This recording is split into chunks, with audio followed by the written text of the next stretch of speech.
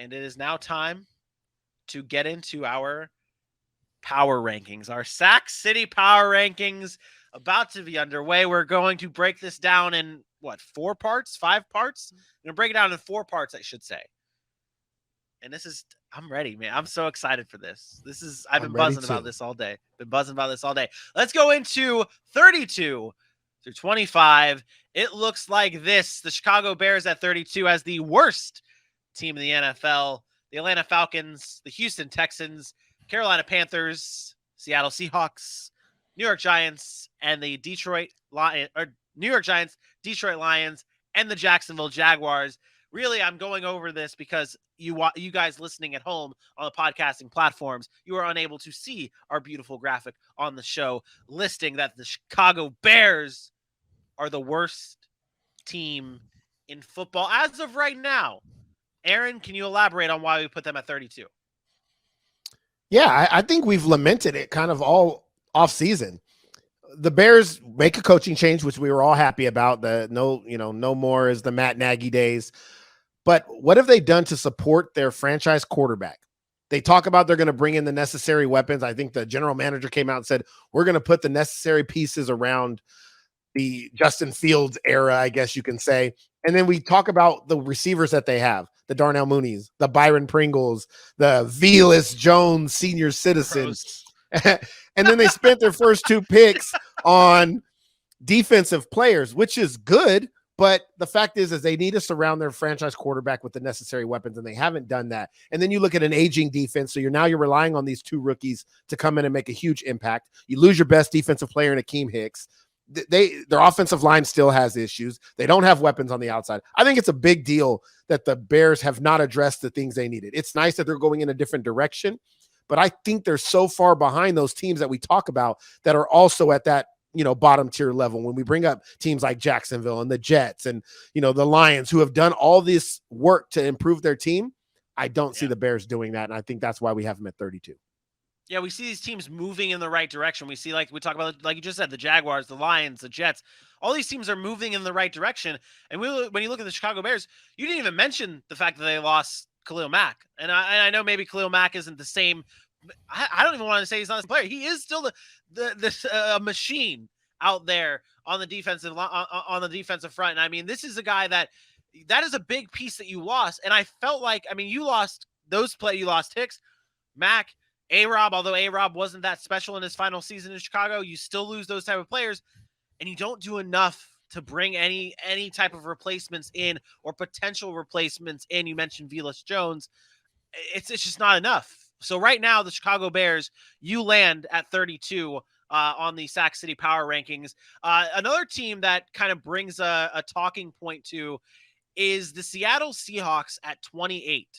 Not the worst team, obviously nowhere near the best team, but they are in the top 28, so that's good. They're in the top 28. That's good. They're in the top 28. Yeah, it's just how you word it. It's really just how you word it. They're in the top 28. They're battling for a spot in the top 28.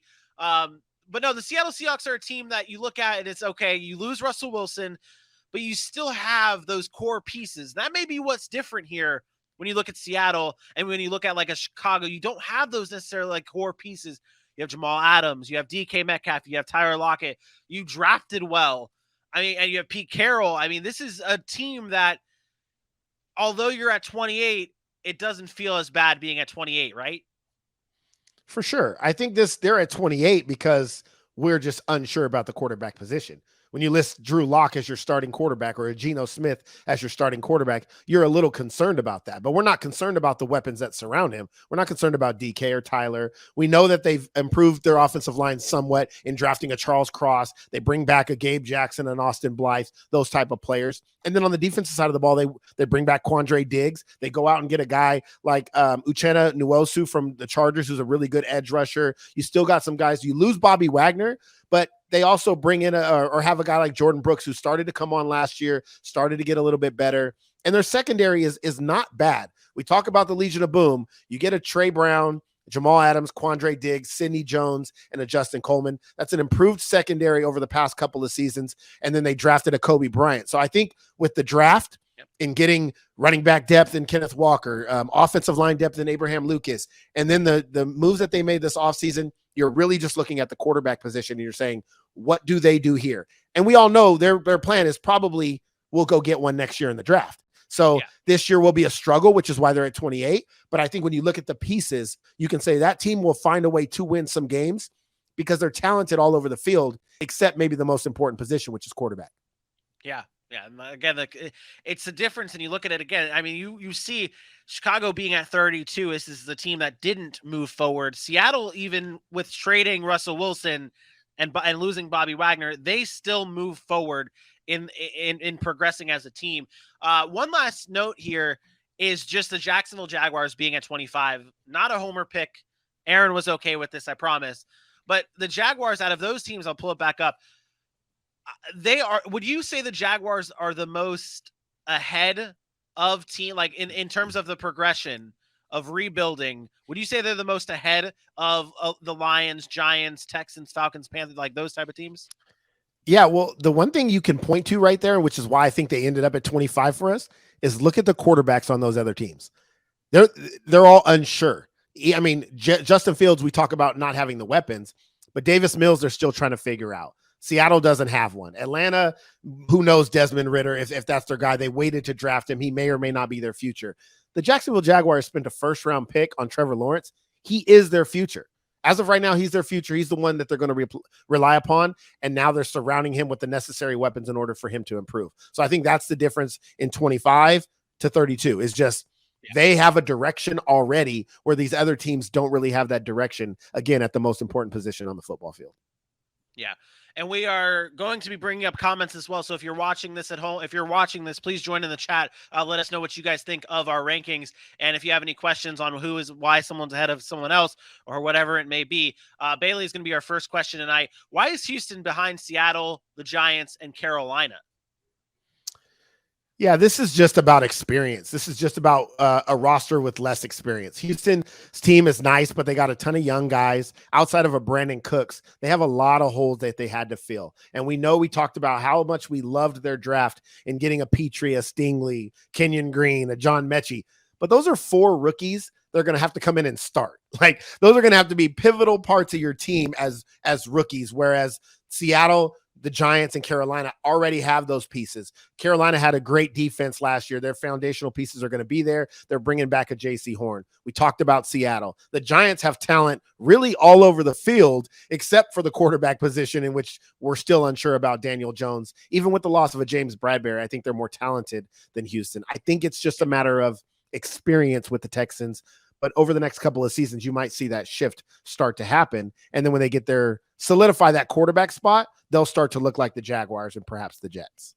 Fair enough. Fair enough. Are you ready? Are you ready to shake things up? I'm ready. That was pretty easy. Everybody's going to, okay, those are the bad teams in the league. I know this next group of 8 is going to cause some controversy. But guess what? We're ready. We're ready for it. Here it is. At number 24, the New England Patriots. Number 23, the Washington Commanders. 22, the New York Jets. 21, the Tennessee Titans. 20, the Pittsburgh Steelers. 19, the San Francisco 49ers. 18, the Minnesota Vikings. And 17, the Miami Dolphins. I guess there really is one place to start. There's 3 AFC East teams in this group. The highest one is not the New England Patriots. It's the Miami Dolphins. And then it's the New York Jets. And then it's the New England Patriots. Aaron, go in on the Pats. Yeah, I don't know how much more I can stress this, that the New England Patriots are consistently living off of past success. And I know everybody said this. Oh, are you joking? I'm going to say it again. I'm not joking. The New England Patriots, yes, they made the playoffs last year. Nobody's debating that. But what everybody fails to realize is what has happened this offseason. Every single team in the AFC has gotten better, except for the New England Patriots. Every single one of them. You go look at all the teams in the AFC, they've all gotten better except for the New England Patriots and perhaps the other team we're going to talk about in the Tennessee Titans. You can't sit here and continue to say, oh, because we've done it for 25 years, we're always going to be that team. Because if that was the case, then as a Dallas Cowboys fan, I would have been saying that throughout the entire 2000s, the 2010s, and now 2020, because we were so good in the 90s. At some point, I've already said this about Bill Belichick, they have to look at the roster. This is a roster of not very good football players, NFL standard football players. They got old on defense. They're trying to kind of bring in guys, recycle players they've already had. Offensively, they don't have the weapons. The offensive line, they gave up pieces. This is a team that is devoid of weapons and a void of talent compared to everybody else in the AFC. If you put them in the NFC, we might be having a different conversation here. But guess what? They don't get to play but 4 NFC teams or 5 NFC teams. The rest of their games are AFC opponents, and they've all gotten better. And the thing is here, and we just had the Chicago Bears at 32, and we talked about how they didn't move the needle. They lost pieces, and they did not move the needle up to replace those pieces or get better in any way, shape, or form. The New England Patriots, and this is where I know people are going to be on us about why we're disrespecting the New England Patriots. You still have Bill Belichick. You still have, I guess, you still have Mac Jones. You still have a core there. But the thing is if they didn't have those pieces, we are giving them their respect. If they didn't have those pieces, they'd be close to where the Chicago Bears are at 32. Because look at it. On paper, this offseason, the needle did not move for New England. They're getting passed by everybody else ahead of them on our list that we have. They're getting passed by the New York Jets. They're getting passed by the Tennessee Titans. They're getting passed by even the Titans, who are a team that we talk about, who we're going to get into in just a second. They are still somewhat pushing the needle forward. They lost AJ Brown, but they still try to push that needle forward with a Treylon Burks, drafting him and the rest of the draft that they had. New England just loses pieces, including a JC Jackson or even a Kyle Van Noy, and they're not really moving the needle to help. And that's why we have them here. People can be mad at us all they want, but it's just plain and simple. The New England Patriots are not moving the needle forward. We're giving them the respect. We're respecting what Bill Belichick does. We're respecting the history of the New England Patriots of being a good team and putting them right there at that spot, but nowhere forward, because they have not moved the needle to make us push them forward. We talked about the offseason New England had last year, right? We everybody was so excited because they spent the most money they had spent forever, bringing in Nelson Aguilar, Kendrick Bourne, Hunter Henry, Jonnu Smith. They made all these moves last offseason, and everybody was excited. They go on a run in the middle of the season. They end up going 10-7 and make the playoffs, and then get absolutely destroyed by a real team, by a team that belonged there when the Patriots really didn't belong there. And this year, we're getting all this shit from fans because we're down on the Patriots, and they did less than they did last year. They actually lost more pieces than they did than they gained last year, and you're more excited about them. Yes, more important. Exactly. You lost the best cornerback arguably the best cornerback in the NFL. Like that's I don't get it. Like, I know Patriot fans have a history, and they're just going to point to we got 7-6 rings, whatever. That's great. I've been there. I've been a Cowboy fan. Don't hate on the 5 rings. Like, I've been that fan. You have to look at the roster for what it is, and then look at the competition in the AFC, specifically the AFC East. Buffalo, they're 10 times better than New England. Yeah. New England's not going to compete for the division title.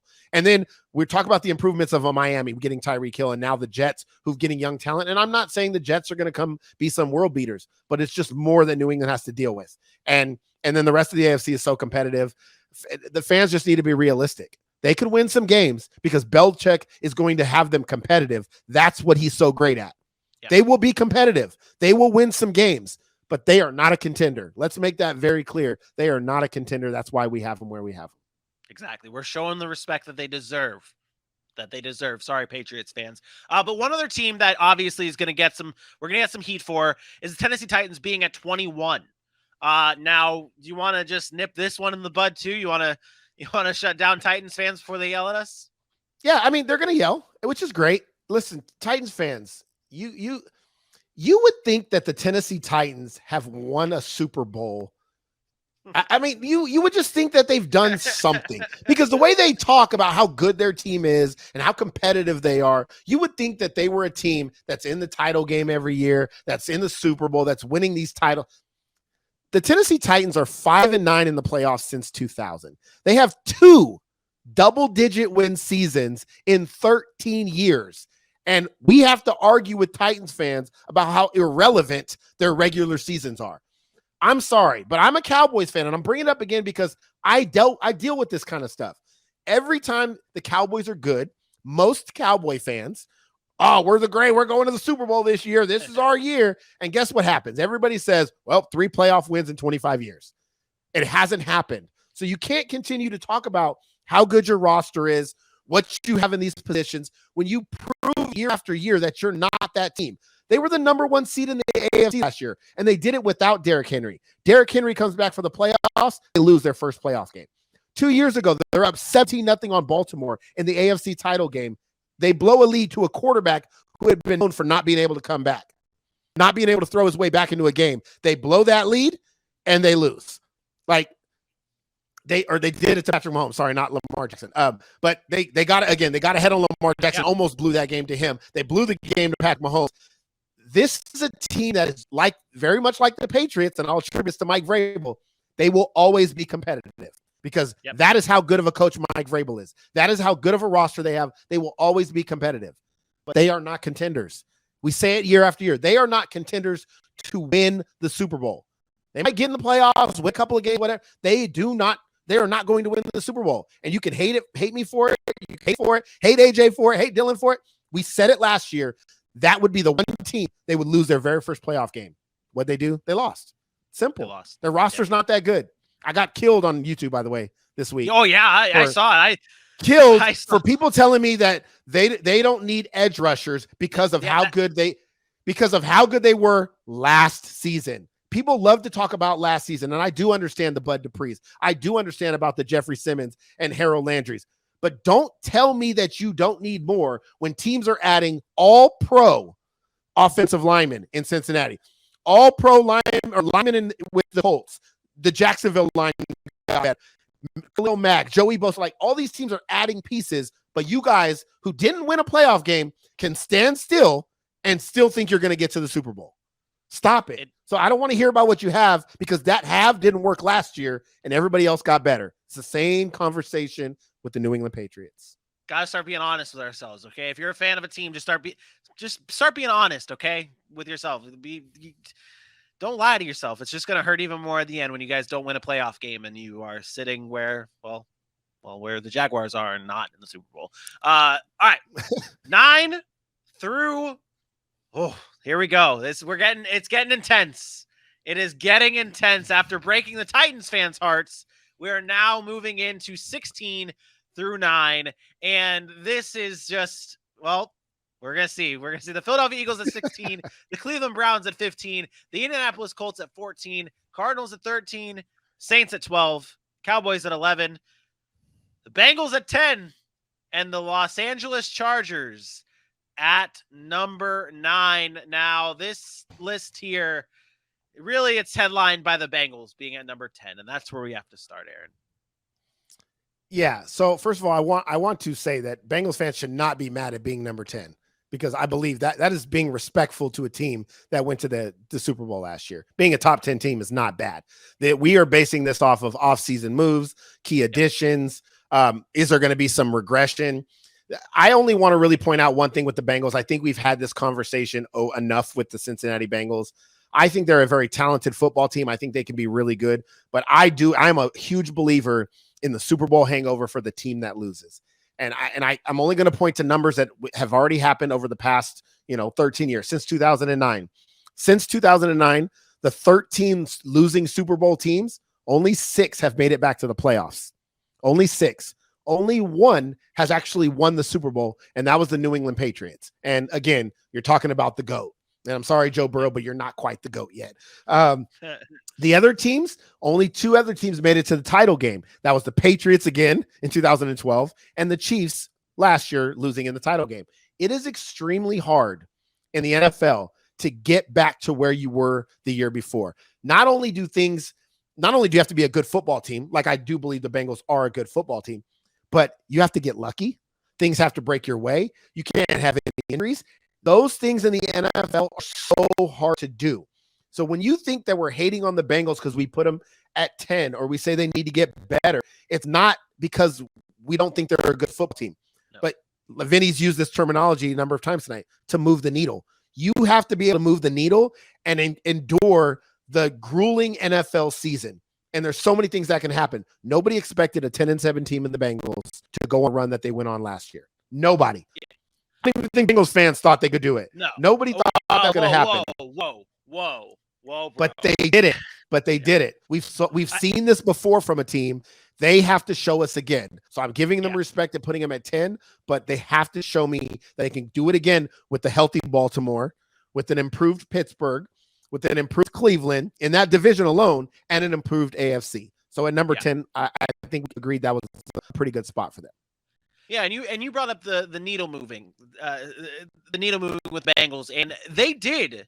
To me, they moved the needle. They did move the needle. And like, that's what it is at this point of the rankings. And you and I, we went through this together, and I mean, this was a hard thing to do.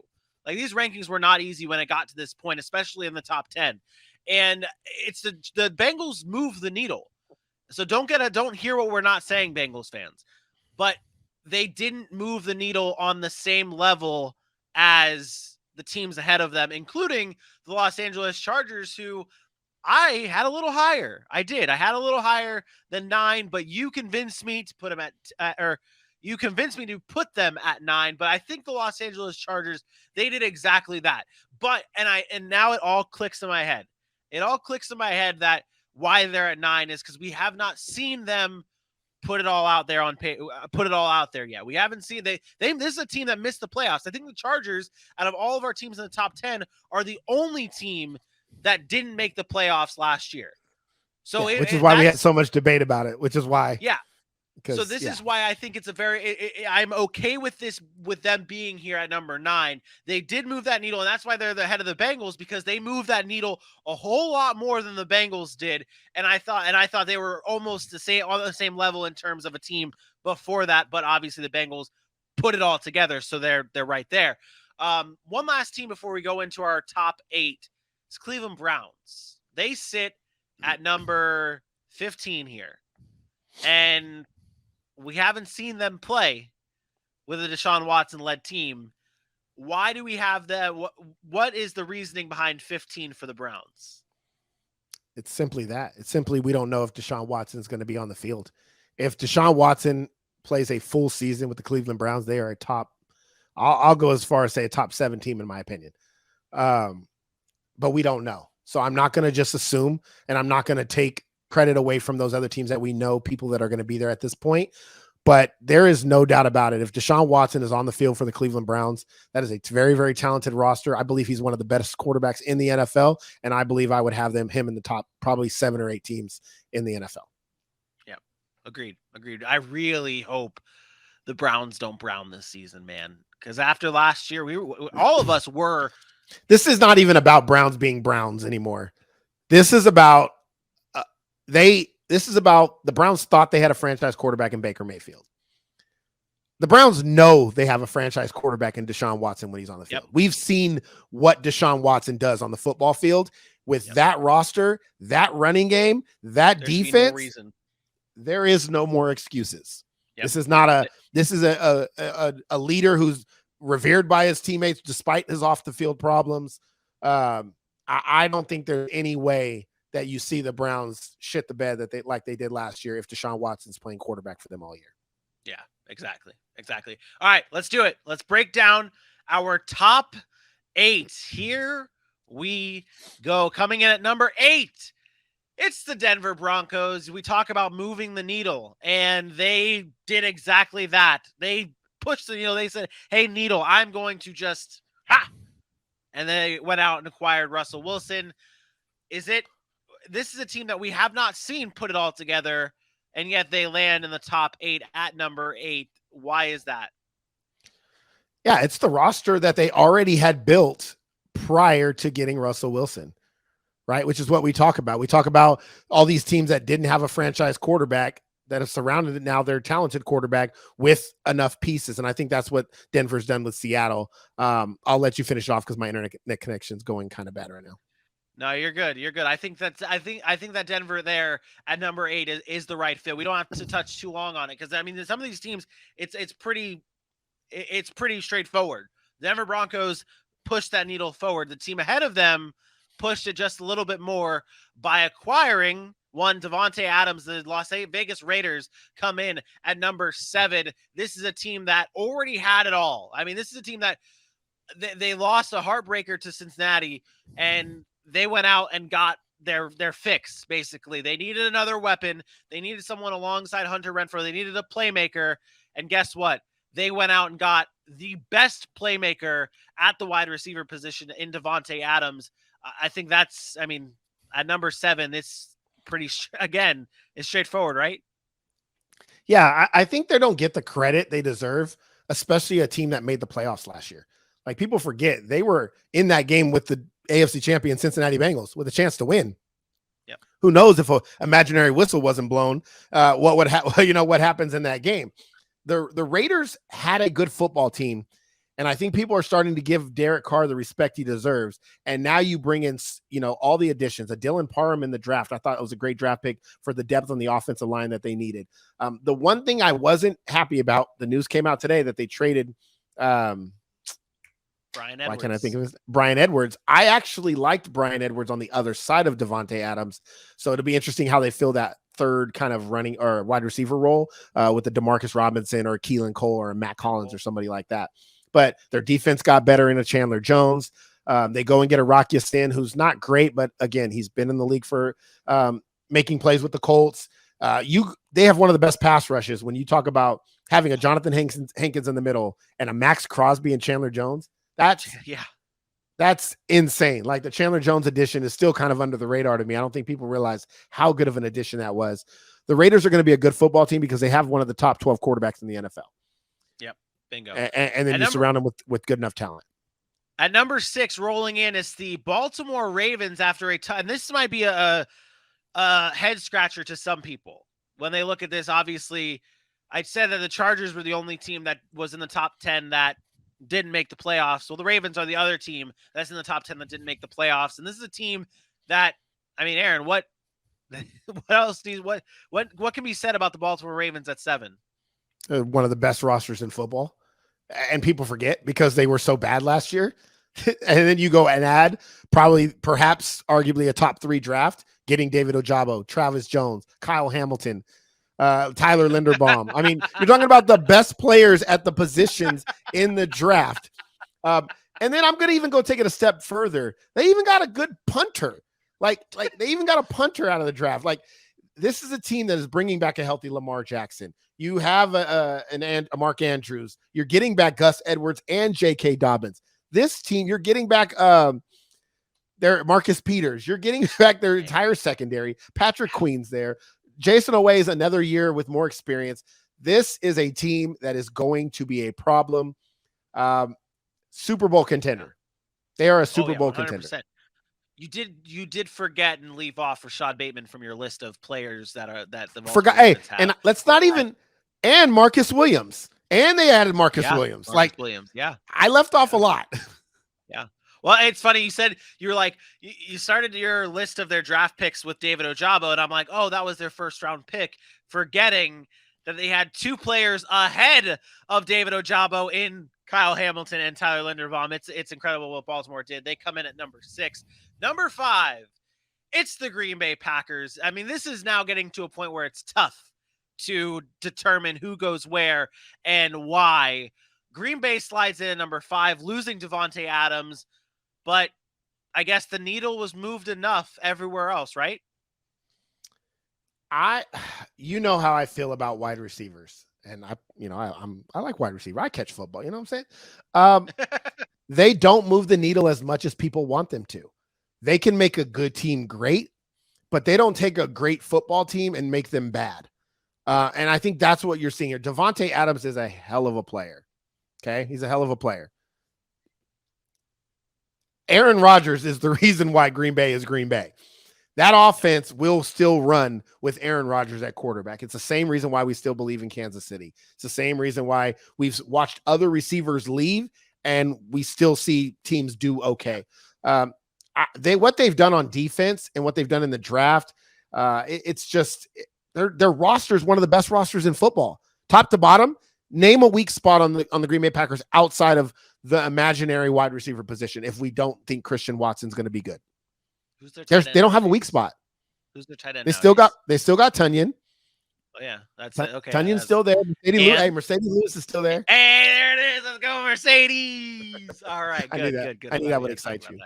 But yeah, I mean, and it's splitting hair. It's getting tough with this top 5 coming in at number 4. And real quick, I like the way you broke that down with talking about how losing Devontae Adams sucks, but Aaron Rodgers, it's the reason why the quarterback position wins the MVP so often. It's because it's the most important position and it runs through the quarterback position. And when you have Aaron Rodgers, who's arguably the best quarterback in the NFL, I say arguably, didn't say he was, arguably the best quarterback in the NFL, that's what happens.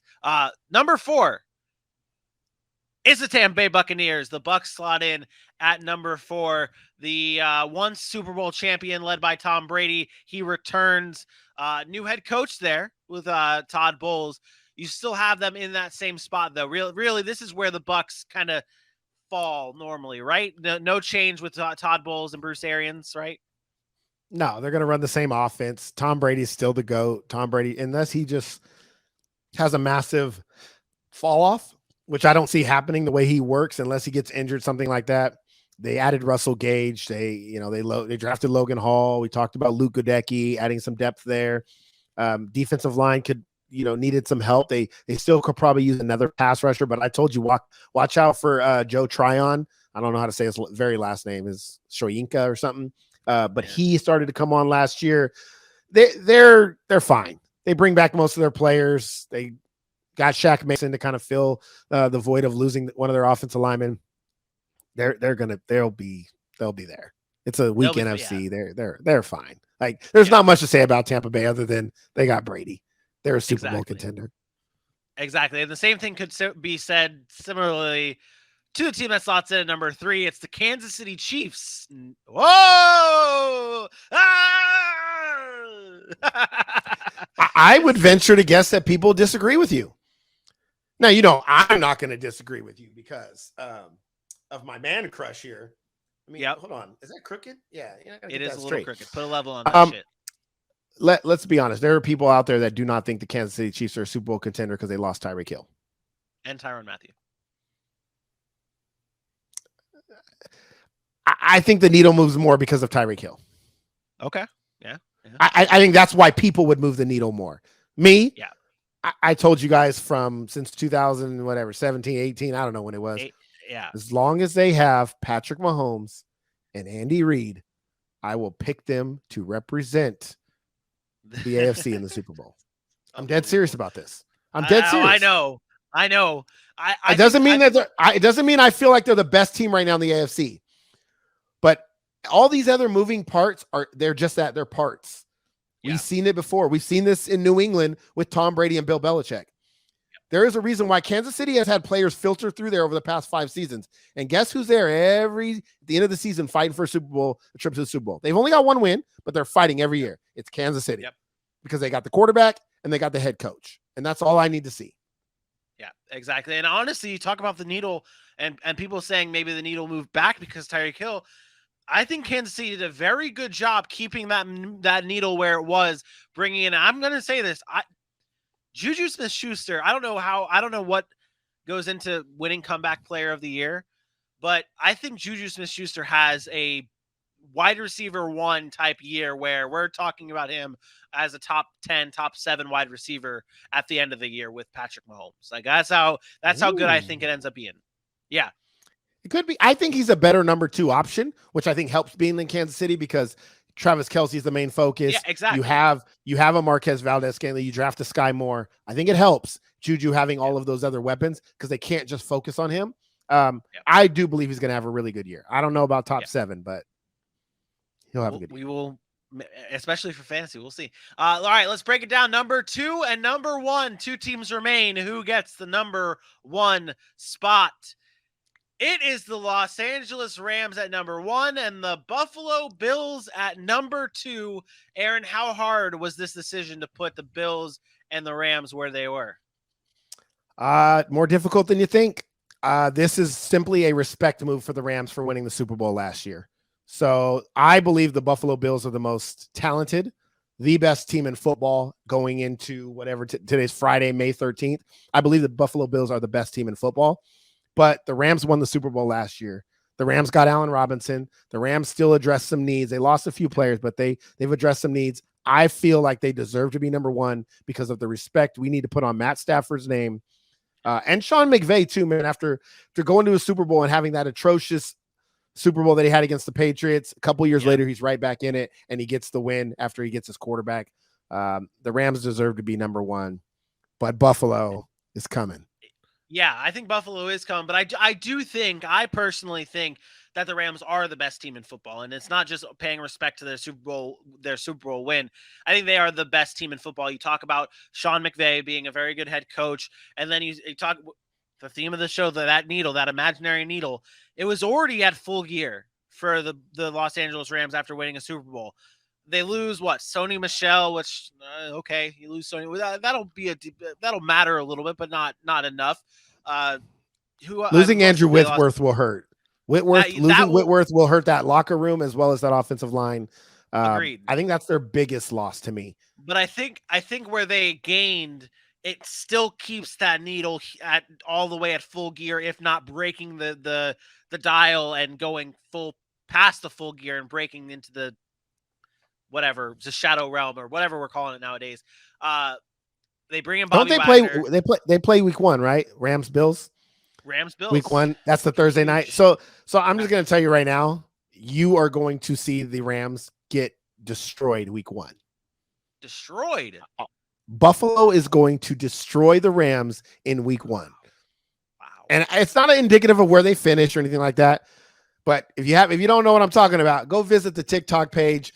If you watch the Ozarks, got a little Ozark Josh Allen in there. Visit that TikTok page and just play that one. That's Josh Allen's mentality coming into this year after the way they lost last year in that overtime game.